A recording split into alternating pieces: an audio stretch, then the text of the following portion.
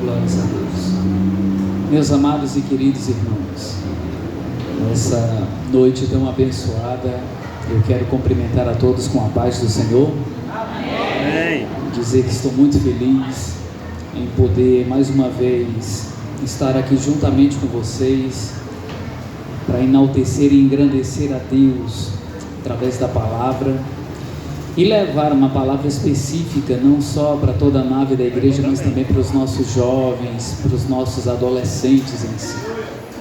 Quero louvar a Deus pela vida da nossa coordenadora. Na verdade, para mim, eu considero como coordenadora, tá? Então, mediante a isso, minha líder, que Deus continue honrando a senhora juntamente com seu esposo, irmã Raimunda, e dizer que sou muito feliz pela amizade, não somente dela, mas de todos que a qual se encontram aqui. Aleluia. Sem mais delongas, eu quero te convidar que você abra a sua Bíblia no livro de Atos dos Apóstolos, por favor, capítulo 20, uma palavra conhecida, mas porém será aplicada, direcionada aos nossos jovens e adolescentes. Capítulo 20 de Atos dos Apóstolos, os versículos 7 a seguir. Aleluia. Glória a Deus. Glórias a Deus. Quantos acharam, dêem glórias ao Senhor. Glória a Deus. A palavra de Deus nos diz da seguinte forma: no dia da semana juntou-se os discípulos e partiram um pão. Paulo, que havia partido no dia seguinte, falava com eles e largou a praticar e foi com eles até meia-noite.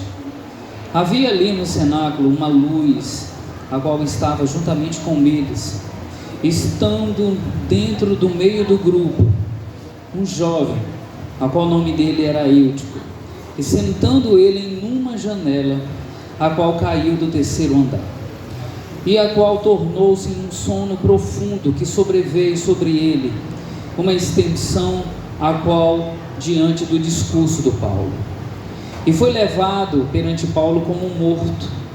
Paulo, porém, desceu, inclinou-se sobre ele, abraçou-o e disse-lhe: não perturbeis o vosso coração, a qual a sua alma ainda está nele. Em outras linguagens, ele ainda está vivo. Aleluia. Amém? Podem-vos assentar, por favor.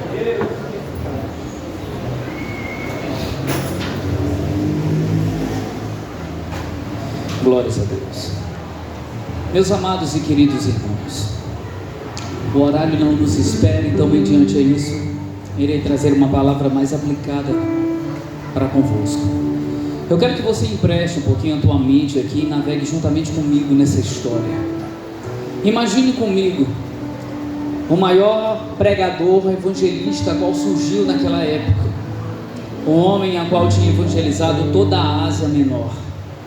Estava recebendo uma oportunidade de ter ido à Europa, à cidade de Éfeso, uma cidade a qual naquele período ele estava recolhendo condições financeiras para transferir, direcionado a vida missionária para algumas outras igrejas mais necessitadas. Paulo amava a região de Éfeso. Foi a região que ele mais passou o tempo, passou em média em torno de quase 3 anos e meio evangelizando, ensinando, aprendendo mesmo dentro do interior do evangelho, dos milagres de Deus na sua vida.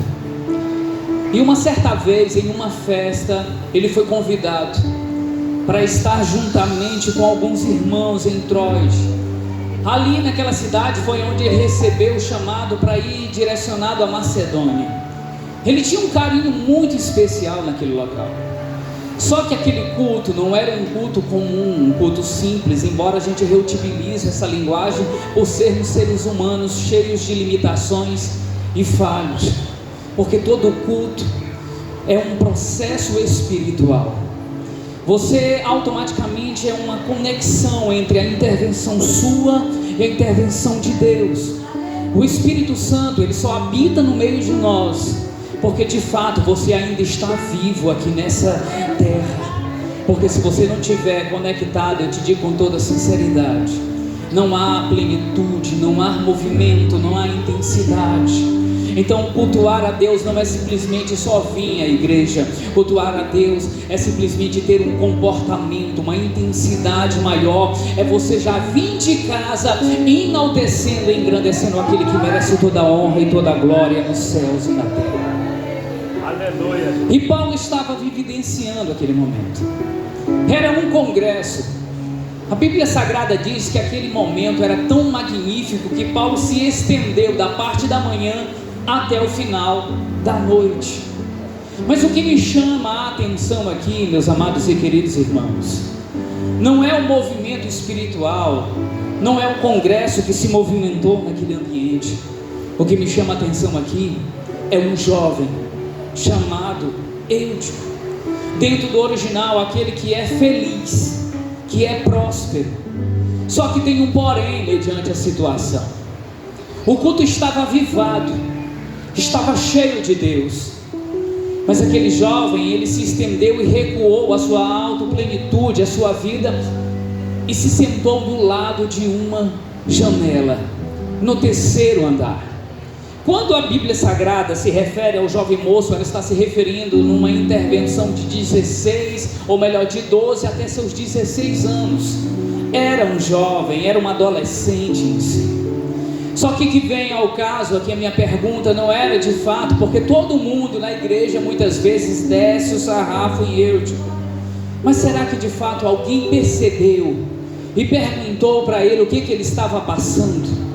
Será que de fato alguém percebeu por que de fato ele se recuou e se assentou num lugar de extremo risco? Será que Eutico, aquele jovem em si, ele não estava passando por um processo difícil? Por uma situação um pouco mais crítica, por uma crise talvez dentro da tua própria casa, dentro do seu próprio lar? Porque é tão simples a gente olhar para essa mocidade, a gente olhar para esses adolescentes e dizer que automaticamente eles não têm nenhuma intervenção de autopreocupação. E eu quero te dizer que a fase da adolescência é uma das fases mais virtuosas que tem na fase adulta.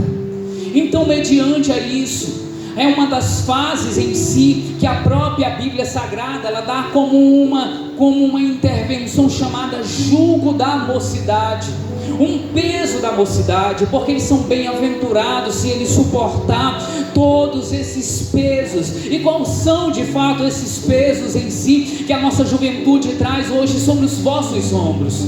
Primeiramente, os termos da autorresponsabilidade, a desagregação em si, da fase da infância para a fase adulta.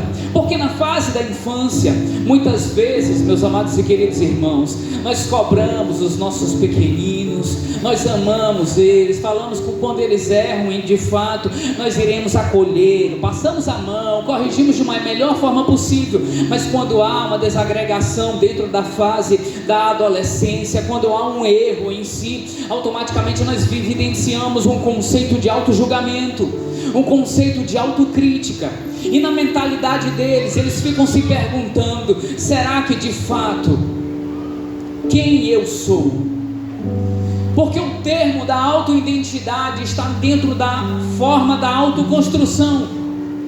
Eu trabalho diariamente, apesar dentro do processo da pandemia, dentro de UTI, especificamente atendendo algumas pessoas, mas fora isso, dentro de algumas clínicas jovens e adolescentes, que estão passando de diversos tipos de problemáticas a níveis de comportamentos, pais em si que não estão compreendendo mais a interface, síndromes que estão sendo geradas pela excessividade da tecnologia em si.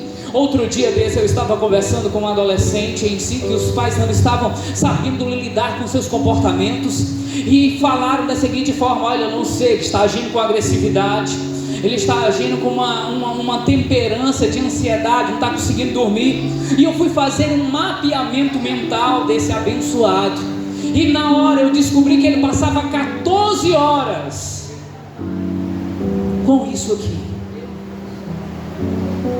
Eu quero te dizer da seguinte forma, que dentro da perspectiva da personalidade em si, quando olhamos demais para o abismo ele retorna esse olhar direcionado a nós. O nosso cérebro, ele tem uma área que se chama área autocopiável dentro do neurocórtex. Essa área, ela se adapta a qualquer tipo de comportamento, a qualquer ambiente que você vivencia, até mesmo entre amizades, entre situações, entre vícios. E uma certa vez eu fui em uma região fazer um treinamento específico dentro de uma clínica com autodependentes virtuais.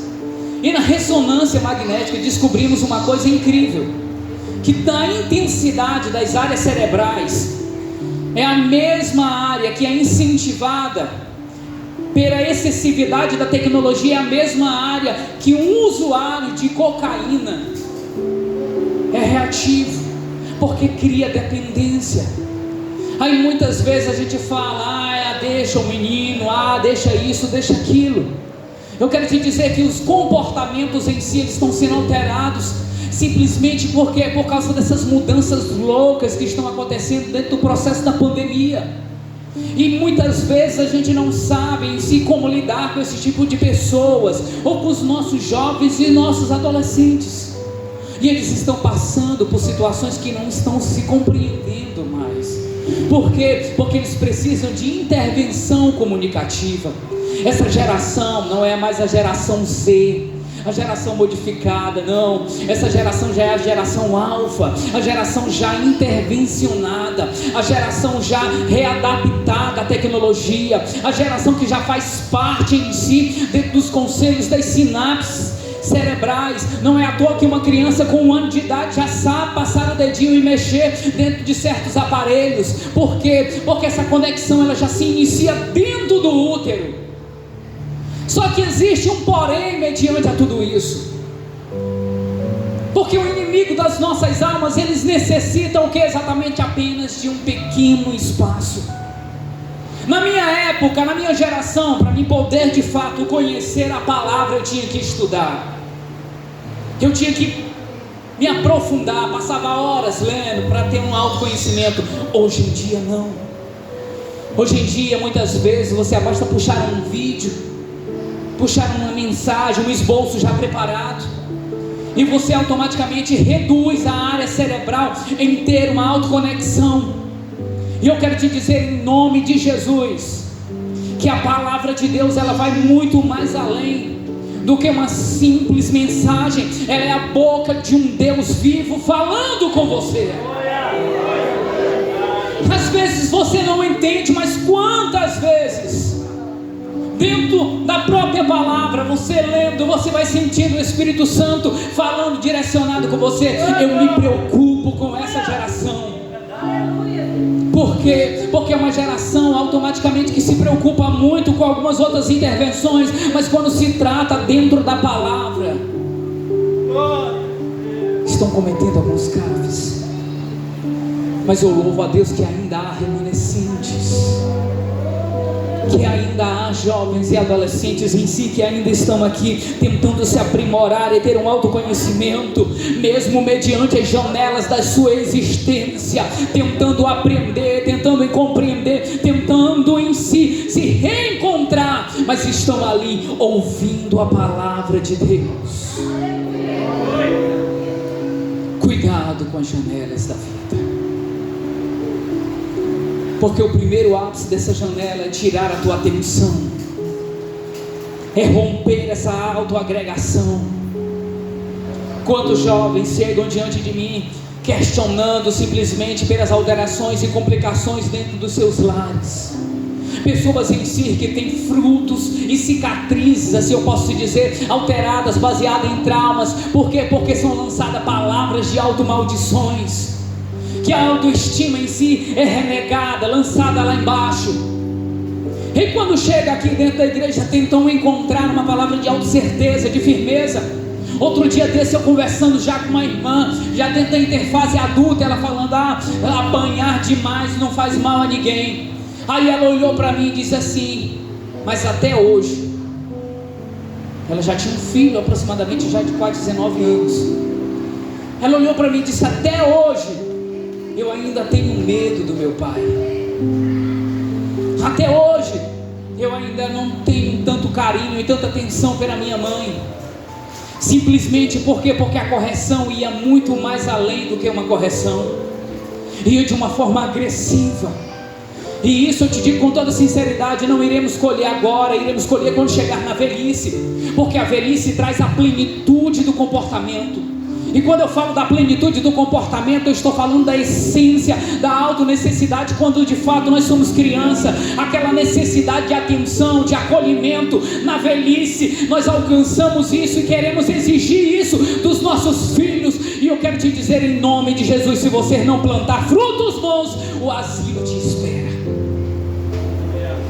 Não queira exigir uma coisa que de fato você não plantou, porque o que gera autoagregação em si de altos valores não é nada mais do que amor e atenção e acolhimento.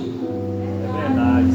E eu quero te dizer em nome de Jesus, eles necessitam disso. Eles precisam dessa atenção. Eles precisam em si ser corrigidos, serem envolvidos, serem mostrado o caminho, porque o próprio Salomão falou: tirai a loucura da criança com a vara. Olha só, porque existem certos comportamentos que ele olhava assim e falava: não, só pode ser louco um trenzinho desse, porque para se comportar dessa forma não tem outra explicação.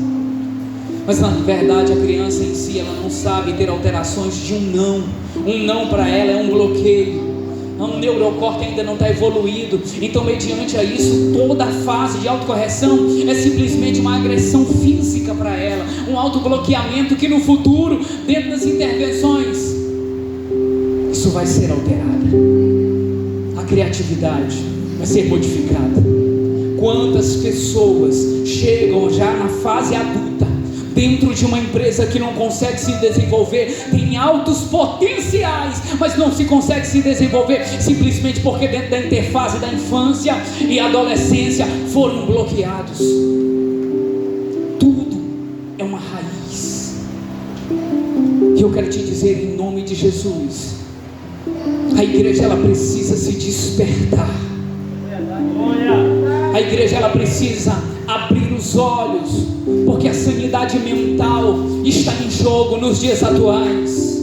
Os nossos jovens e adolescentes não necessitam estar num processo depressivo para pensar em suicídio, não.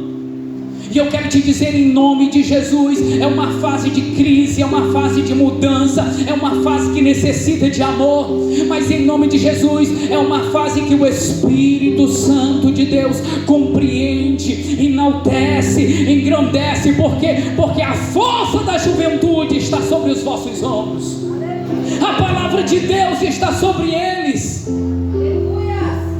eles têm a força do Evangelho.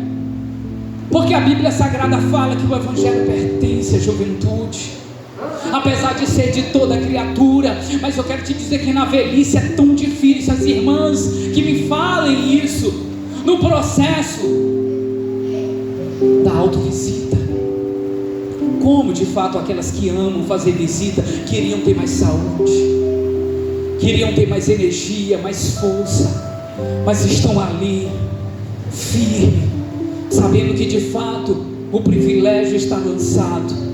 Eu quero te dizer em nome de Jesus, por eles nem estariam aqui. Eu na minha fase adulta, minha mãe puxava minha orelha e levava eu de manhã para o círculo de oração e me colocava lá e dizia: você vai ouvir aqui, fica aqui. Quando se espantou, meus amados e queridos irmãos, quando ela não podia ir, quem estava lá era eu, juntamente com as irmãs. Eu amo as irmãs do círculo de oração, porque através dela eu já recebi várias vitórias.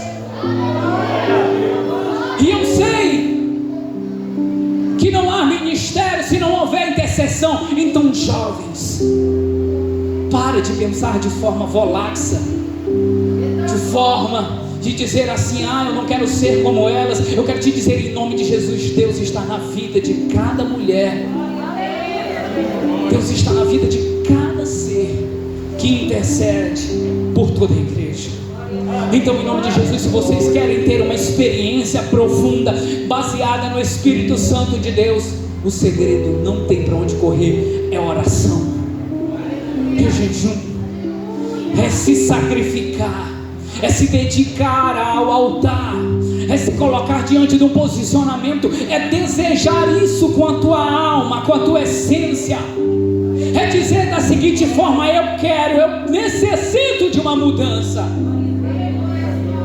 Você vai alcançar.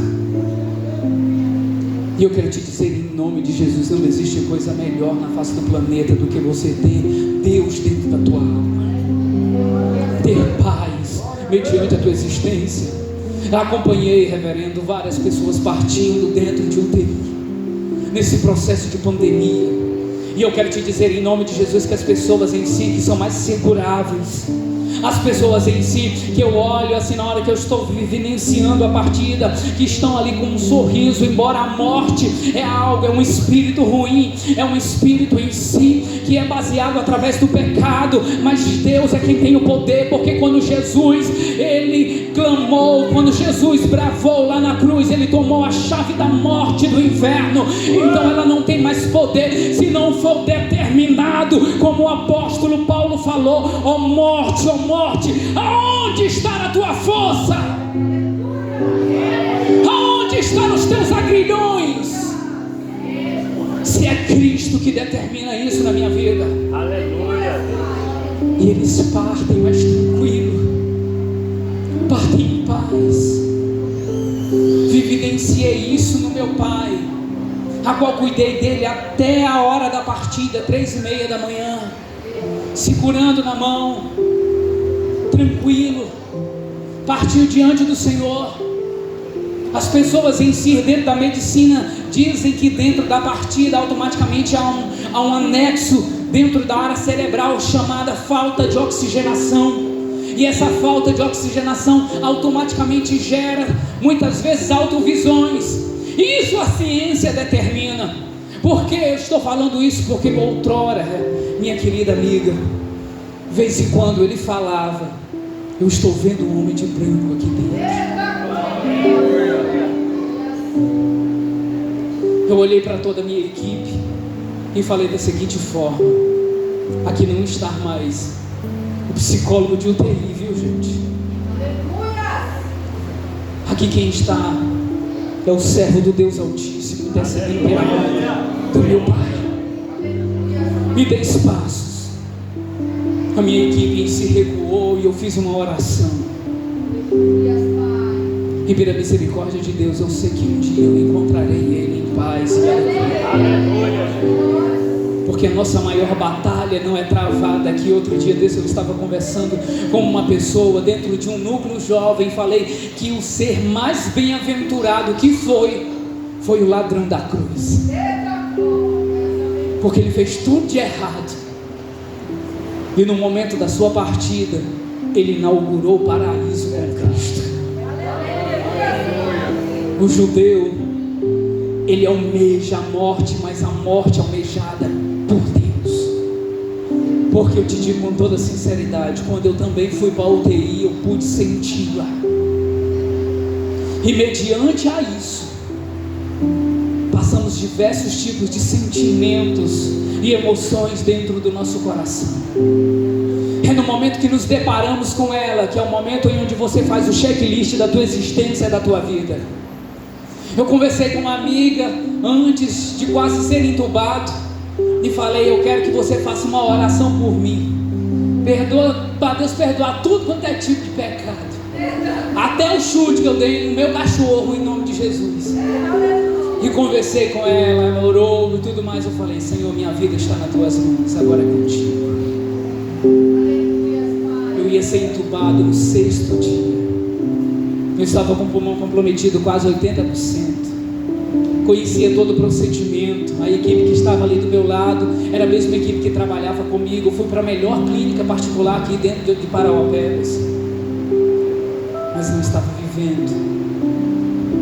E eu quero te dizer que uma certa noite eu comecei a sentir um frio nas minhas pernas. 3 horas, lá para 3:30 da manhã.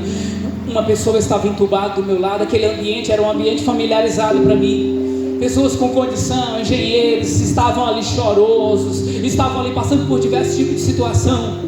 Eu não conseguia mover nem sequer um dedo do meu corpo, de tanta dor. Se eu tentasse me levantar, eu ia ser desmaiado automaticamente, porque o pulmão estava encharcado. E uma certa noite, eu escutei uma voz falando comigo. O meu corpo se mobilizou por completo, e eu comecei a me arrepiar, e aquela energia muito forte em cima de mim. Missionária, eu confesso que na partida do meu pai, eu olhei para Deus e falei da seguinte forma: eu não acredito mais em milagres. A partir de hoje eu vou me abraçar à ciência, a todas as conexões possíveis, porque hoje, pela misericórdia de Deus, nessa semana eu recebi uma bênção e passei no doutorado. Então, mediante a isso, vou ter que estudar fora também, mas ao longo do processo da minha vida sempre foi estudando, então a ciência bateu muito de frente com a fé, mas pela misericórdia a raiz ela permanece, porque a raiz é Cristo Jesus. E eu cheguei para ele e falei: não, Senhor, não acredito mais, porque o tanto que a minha mãe intercedeu, o tanto que eu lutei pela vida dele aqui dentro. Mas aí Deus, ele ouviu o desafio e falou: vou fazer você passar pelo vale da sombra da morte, e vou dar o teu milagre. Mediante a isso, meus amados e queridos irmãos, dentro da UTI, o meu corpo ele começou a se bloquear por completo, e eu ouvi uma voz dizendo: filho, eu sou o milagre da tua vida. Ainda acredite em milagres. Glória a Deus. Eu comecei a sentir aquela mão passando na minha cabeça, e eu comecei a chorar sozinho. 3:30 da manhã ali, sentindo a presença do Altíssimo. E falei assim: Senhor, essa energia ela está tão agradável, se tu quiseres me levar, eu estou aqui. E a voz dele foi muito bem clara: a tua missão ainda não acabou, ainda existe milagres. Quando deu no outro dia, eu estava sentado na minha cama, no meu leito. Os médicos olharam para mim e falaram: eu não entendo o que foi que aconteceu, mas em nome de Jesus eu cheguei para eles e falei: eu entendo tudo.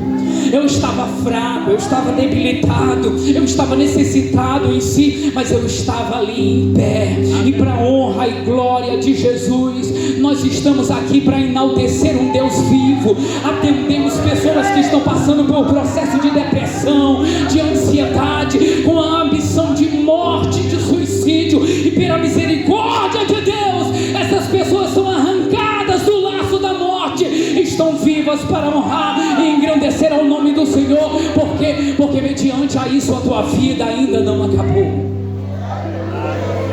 Nos coloquemos em pé, meus irmãos.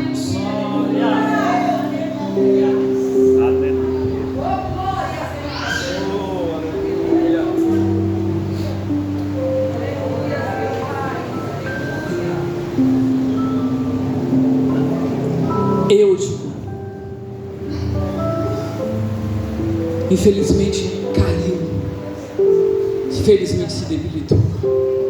Obrigado, meu querido. Mas por amor ao Evangelho, Paulo estava lá. E eu quero te dizer uma palavra muito maravilhosa, que a Bíblia Sagrada fala que Paulo, ele se abraçou com ele. Ele se debruçou, ele se deitou sobre aquele jovem.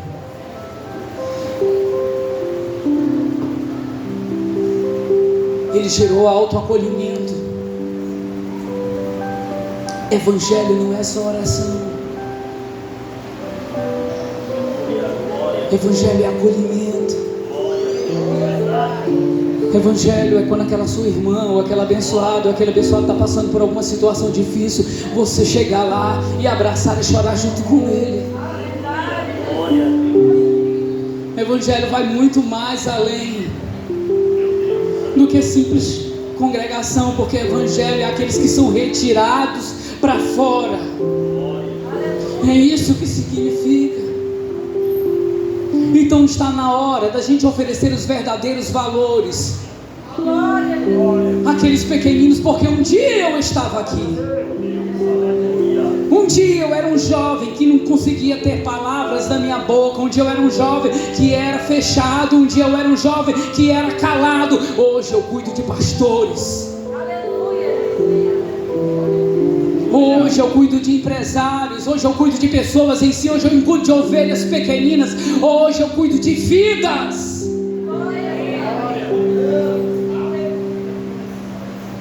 Por quê? Porque o futuro pertence a Deus. Mas a partir desse exato momento, o Senhor olha para o presente, olha para a vida deles e determina em nome de Jesus algo maravilhoso e especial na vida de vocês. Eu quero fazer uma oração por toda a igreja, mas eu quero fazer um pedido muito especial. Eu quero que as irmãs do círculo de oração, por favor,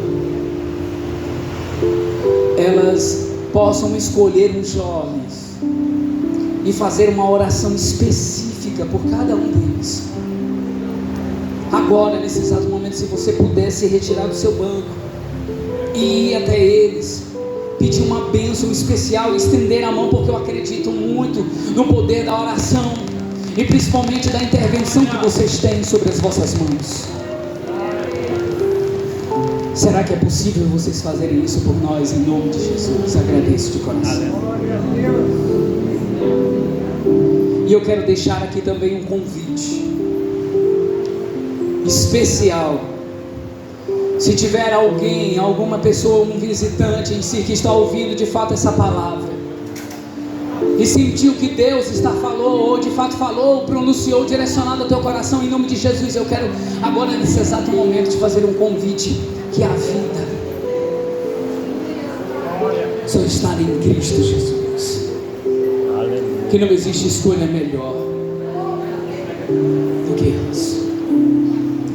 Em nome de Jesus, eu vou pedir permissão ao nosso dirigente para que ele possa realizar essa oração por nós. Posso orar? Então, amém. Tá. E eu quero que a igreja, em nome de Jesus, apresente agora, nesse exato momento, os membros familiares de vocês. Um filho, um neto. Porque essa juventude precisa de fato de Deus. Deus é a solução, aleluia. Então iremos orar agora. Maravilhoso Deus e eterno Pai, diante da tua presença, Jesus, eu quero te apresentar a tua igreja, Senhor. Eu quero te apresentar os teus filhos, a qual se encontram aqui, Senhor. Essa palavra foi direcionada, Senhor Deus amado, aos nossos corações como um despertamento, para que a gente possa, Senhor Deus eterno, determinar, Senhor Jesus, uma bênção, determinar uma guerra espiritual, Senhor, mas a favor, Senhor Deus eterno, dos nossos jovens, da igreja em si, da família cristã, porque nós estamos em ameaças, meu Senhor. Em nome de Jesus eu te peço agora, meu Deus, que tu possa intervir, Senhor, com teu Espírito Santo, direcionado aos corações de cada membro, Senhor, nessa irmã que está intercedendo, apresentando esse jovem, apresentando esse adolescente, apresentando esse conjunto, Senhor, em nome de Jesus. Se tiver palavras de maldições, se tiver, Senhor Jesus amado, levantamentos de maldições contra a vida de cada um deles, possam ser agora, neste exato momento, ser repreendido, ser esse, Senhor Jesus, despedaçado, quebrado para a honra e glória de Jesus. Se porventura, meu Senhor, algum tipo de pensamento distorcido, algum pensamento fora do contexto da tua palavra, alguma, Senhor Jesus amado, ferida da alma, machucada, Senhor, insignificando, Senhor Deus amado, um complexo de inferioridade na mente de cada um deles, eu repreendo agora em nome de Jesus. Eu te peço, Espírito Santo de Deus, que tu possa agir direcionado, Senhor, em todo o sistema, Senhor Deus amado, molecular, em todo o sistema, Senhor, de sinapses cerebrais, para que eles possam, Senhor, ativar as suas sinapses e ativar, Senhor, os sentimentos da felicidade e satisfação, em nome de Jesus. Eu repreendo agora, Senhor, toda palavra, Senhor, todo comportamento que não é da tua vontade, tudo aquilo que a tua igreja, Senhor, em nome de Jesus, vem lutando, em nome de Jesus, meu Senhor, vem, Senhor, determinando como pensam estar agora, Senhor, derramada sobre a vida deles, em nome de Jesus. Eu te peço agora, Jesus, vai renovando, vai batizando, meu Deus, vai enchendo do teu Espírito Santo, vai, Senhor, porque é Ele que tem o poder de renovação, de graça, de milagre. E então, em nome de Jesus, somente a tua palavra, que é a vida, que é a eficácia, Senhor, vai curando essa dor, essa ferida, esta mágoa, Senhor, vai gerando perdão dentro dessa alma, que eles possam, Senhor, em nome de Jesus, tirar toda essa palavra de maldição, para que de fato, meu Deus, eles possam enxergar a paz e a alegria. O teu Espírito Santo, em nome de Jesus, vai determinando, Senhor. Oh, Senhor Jesus amado, eu te peço, Senhor, uma palavra abençoada especificamente também a toda a nave dessa igreja, Senhor, em nome de Jesus. Ser com eles, meu Pai, abençoa o conjunto de obreiros a essa festa que está chegando, Senhor, vai quebrando os laços, vai quebrando a discórdia, vai quebrando, meu Deus amado, todo tropeço, tudo aquilo que impede, Senhor, o milagre ser realizado. Eu profetizo em nome de Jesus que essa festa vai marcar, mas marcar como bênção e milagre na vida de cada membro, e que nesta semana, meu Deus, possa ser uma semana de paz, alegria e virtude, porque o teu Espírito Santo de Deus tem o poder, Senhor, de nos esconder debaixo da tua sombra do Onipotente e nos livrar de todo mal. Em nome de Jesus eu te peço agora e determino pelo poder da tua vitória, porque eu creio, Senhor, no poder do teu milagre. É assim, Senhor Jesus, que a tua igreja ora e determina para a honra e glória de Jesus.